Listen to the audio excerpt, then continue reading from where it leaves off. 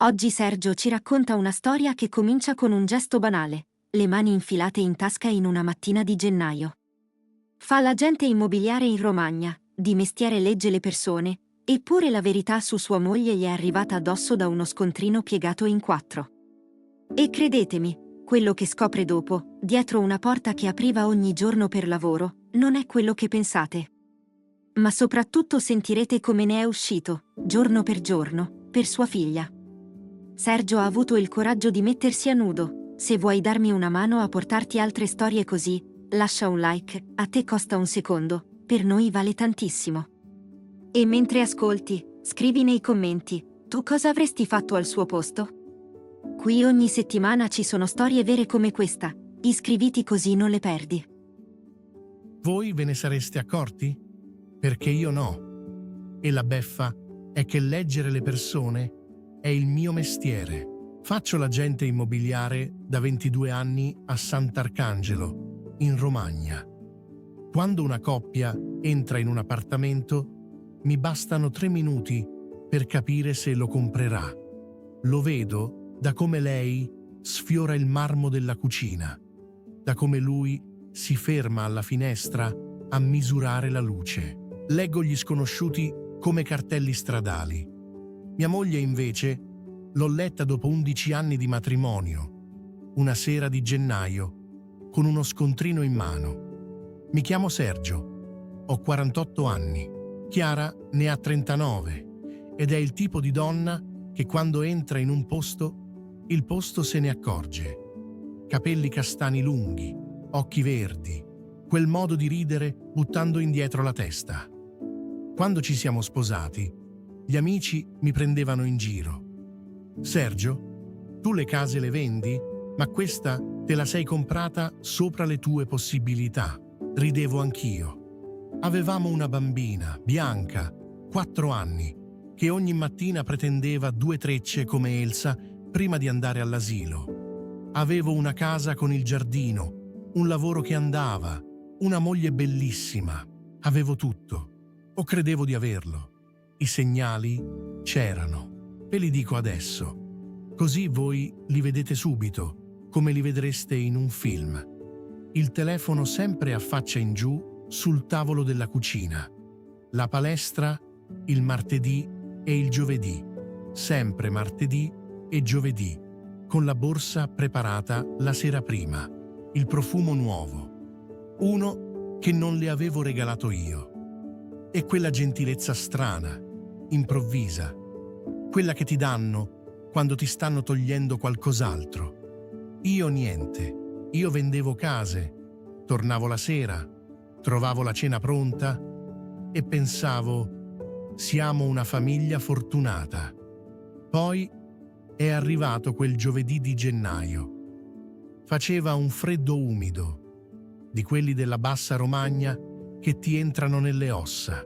Chiara, la sera prima, era uscita con le amiche e aveva preso il mio cappotto, quello blu, perché il suo era troppo leggero. Tanto a testa largo uguale, aveva riso. La mattina dopo lo metto io, per andare a far vedere un capannone fuori paese. Il cliente è in ritardo, il vento sposta la ghiaia del piazzale e io con le mani gelate le infilo in tasca e sento la carta, uno scontrino piegato in 4. Hotel Miramare, Milano Marittima, camera matrimoniale, dei Hughes, un martedì pomeriggio di dicembre, pagato in contanti.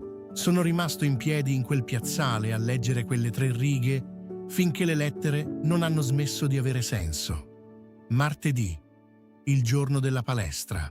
Ho controllato la data 3 volte. Quel martedì io avevo portato Bianca dal pediatra e Chiara mi aveva scritto: «Com'è andata, amore? Io esco tardi dalla lezione». Lezione. Mi ricordo che ho riso. Una risata corta, brutta, che non era mia. Poi mi sono seduto sul muretto e sono stato lì 20 minuti, con lo scontrino in mano, senza riuscire a pensare a niente. Il cliente è arrivato, ha visto la mia faccia e ha chiesto se stavo bene. Ho detto pressione bassa. Ho venduto il capannone quel giorno. Non ricordo una parola di quello che ho detto. Quella sera sono tornato a casa e la casa aveva lo stesso odore di sempre, ragù, ammorbidente, i pastelli di Bianca, e mi è sembrata la scenografia di una casa. Chiara apparecchiava, bella, tranquilla. Ho cenato, ho messo a letto la bambina, le ho letto la storia della balena 2 volte e non ho detto niente. Per 4 giorni non ho detto niente, non per strategia, perché non trovavo l'inizio della frase. L'ho trovato il lunedì sera, quando Bianca dormiva. Ho messo lo scontrino sul tavolo della cucina, tra il suo telefono a faccia in giù e la fruttiera. Non ho urlato, ho detto solo: era nella tasca del mio cappotto. Lei l'ha guardato. Ho visto il momento esatto in cui ha deciso di mentire e il momento in cui ha capito che non poteva. È durato 3 secondi, 11 anni contro 3 secondi. È stata una volta sola, Sergio, un errore. Chi è? Nessuno che conosci, uno di fuori. È finita, te lo giuro. E io le ho creduto. Ecco, questa è la parte che fatico ancora a raccontare. Le ho creduto perché volevo crederle, perché di là c'era una bambina di 4 anni che il giorno dopo voleva le trecce come Elsa, perché smontare una famiglia è come demolire una casa. Lo dici in fretta, ma poi c'è la polvere, ci sono le macerie e in mezzo alle macerie ci abiti tu. Abbiamo pianto tutti e 2 quella notte. Lei diceva: mi sono persa. Io dicevo: ricominciamo.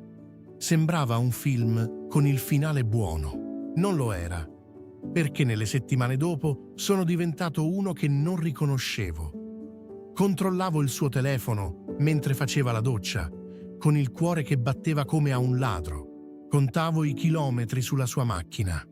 Una sera l'ho seguita fino alla palestra, parcheggiato dietro un furgone come un investigatore da 4 soldi. E sono rimasto un'ora a fissare una porta. È entrata in palestra davvero, quella sera, e io mi sono sentito sporco lo stesso. Ho ricominciato con il whisky la sera, un bicchiere, poi 2. Una mattina ho riscaldato lo stesso caffè 4 volte senza berlo mai. Non ne vado fiero, ma era così. Poi è arrivato marzo, e marzo mi ha finito. Avevo in vendita un bilocale in centro, via Garibaldi, 3° piano, luminoso, di un proprietario che vive in Svizzera. Lo dovevo far vedere a una coppia giovane, primi acquirenti, emozionati come si è solo alla prima casa. Apro la porta, li faccio entrare e mi si ferma il respiro. Quel profumo, il profumo di mia moglie, in una casa vuota. Quello nuovo, quello che non le avevo regalato io. La ragazza dice: che buon profumo c'è qui. E io sorrido e annuisco e dentro sto crollando piano per piano. Li congedo con una scusa e resto. Giro per quelle 3 stanze vuote come un cane che cerca qualcosa e sul davanzale della camera trovo un fermaglio per capelli, il suo. Glielo avevo visto in testa a Natale, davanti ai suoi genitori, mentre tagliava il panettone. Le chiavi di quell'appartamento stanno in agenzia, in una bacheca, con un registro delle uscite. Sono tornato in ufficio e ho aperto quel registro con le mani che tremavano. Le chiavi del bilocale risultavano uscite 6 volte in 4 mesi, sempre di martedì o di giovedì, sempre con la mia sigla. Non ero stato io, ma qualcuno che poteva entrare in agenzia senza dare nell'occhio sì. Chiara, che passava a portarmi il pranzo, che tutti i colleghi adoravano, che conosceva la bacheca e conosceva la mia sigla. Mia moglie vedeva il suo amante nelle case che io dovevo vendere, nelle mie case, con le mie chiavi. Mentre io giravo la provincia a firmare compromessi, lei apriva le porte con cui io mi guadagnavo da vivere. E c'è di peggio, perché un nome quel giorno Me l'ha dato la vicina del terzo piano, la signora che innaffia le piante sul pianerottolo. Mi ha visto uscire e ha sorriso. Che gentile sua moglie. E che simpatico il suo collega, quello alto, il papà di Emma. Li vedo spesso. Il papà di Emma. Emma, la migliore amica di Bianca, all'asilo. Federico, quello con cui scherzavo alle recite di Natale. Quello che a settembre mi aveva chiesto consiglio per un investimento immobiliare. Ci avevo pure preso un caffè con quell'uomo. Gli avevo parlato di zone, di prezzi, di occasioni. L'occasione ero io. Quella sera non ho messo lo scontrino sul tavolo, ho messo il fermaglio. E stavolta ho urlato. Ho detto cose che non ripeto. Ho preso il piatto e l'ho sfondato nel lavello e Bianca si è svegliata e ha pianto dal corridoio. E quella, il pianto di mia figlia dietro la porta, è la cosa di cui mi vergogno di più in tutta questa storia. Chiara non ha nemmeno provato a negare. Ha detto solo: non volevo che finisse così. Non scusa, non ti amo. Non volevo che finisse così. Come si dice, di una casa che non si riesce a vendere. Il fondo l'ho toccato una settimana dopo. Ero andato via di casa, stavo da mio fratello a Rimini, ma una notte non ce l'ho fatta nemmeno lì e ho dormito in macchina, davanti al mare d'inverno, con addosso il cappotto blu, sì, proprio quello, e una bottiglia nel portaoggetti. Alle 6 mi ha svegliato il camion della spazzatura e mi sono visto nello specchietto. 48 anni, la barba di 5 giorni, gli occhi di uno sfratto. E ho pensato a una cosa che dico sempre ai clienti che comprano rovine. Guardi che una casa ridotta così o la butti giù o la rifai da capo. A metà non si può stare. Ma la svolta vera ha la voce di mia figlia. Un sabato di aprile, al parco, Bianca sull'altalena. La spingevo con la testa da un'altra parte, come sempre in quei mesi, e lei si gira e mi fa: «Papà, perché non ridi più?» 4 anni, ve lo giuro, 4 anni. Ho detto una bugia. Papà è solo stanco. E poi sono andato dietro un albero e ho pianto come non piangevo dalla morte di mio padre. E lì ho deciso che mia figlia non sarebbe cresciuta con un padre fantasma. Cosa ho fatto in concreto? Ve lo dico, perché a me le frasi motivazionali non hanno mai aggiustato niente. I fatti sì. Ho chiamato un avvocato bravo e ho fatto la separazione senza guerra. Per Bianca, non per Chiara. Ho smesso di bere da solo. Il bicchiere in compagnia sì, la bottiglia in macchina mai più. Sono andato da uno psicologo, io che lo consideravo roba da deboli, e ho scoperto che parlare un'ora a settimana costa meno che tacere tutta la vita. Ho ricominciato a correre la mattina presto, lungo il fiume, quando il paese dorme ancora, e ho fatto togliere la bacheca delle chiavi dall'agenzia. Adesso c'è una cassettiera con i codici. I colleghi pensano sia per sicurezza. In un certo senso lo è. Ci sono state le ricadute, certo. La sera del suo compleanno le ho scritto un messaggio lungo così e l'ho cancellato lettera per lettera, come si strappa un cerotto lentamente. Una volta ho incrociato Federico fuori dall'asilo e ho stretto i pugni in tasca fino a farmi male con le unghie. E poi sono salito in macchina. E basta. Non è stata dignità. È stata Bianca, dietro quel vetro, con le sue trecce storte. Oggi è passato 1 anno e mezzo. Bianca sta con me 3 giorni a settimana e le trecce, ormai, le faccio meglio io di sua madre. E lei lo dice e ride buttando indietro la testa, uguale identica.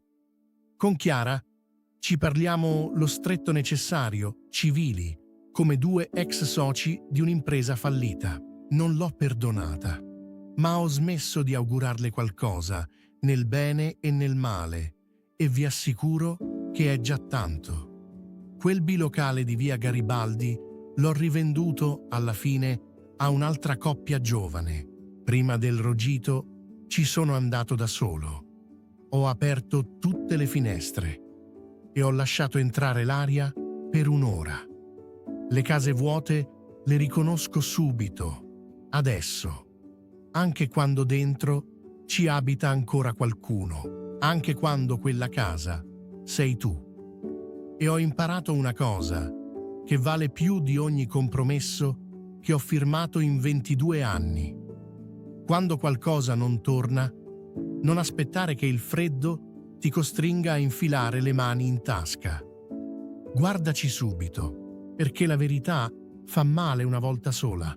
Le bugie, tutti i giorni.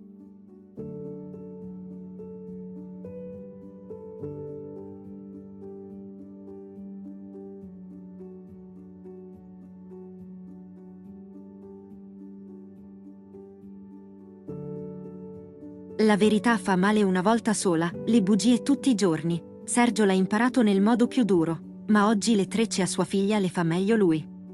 Se questa storia ti ha toccato, qui accanto ne trovi un'altra che devi assolutamente sentire. Ci vediamo lì!